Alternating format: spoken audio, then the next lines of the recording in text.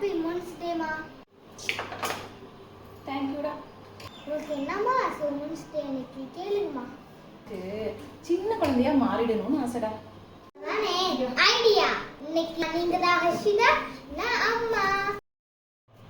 ஹர்ஷி டிகாண்டி வச்சி வச்சுனா என்னம்மா? வச்சுனா இல்ல டீ தூள் தங்கி இருக்கும்ல, அதை இன்னும் டம்ளர்ல ஊத்தி ஃப்ரெஷ் ஆக்கி குடின்னு அர்த்தம். ஹர்ஷி ஸ்டாப் கிராக்கிங் யுவர் நக்கிள்ஸ்.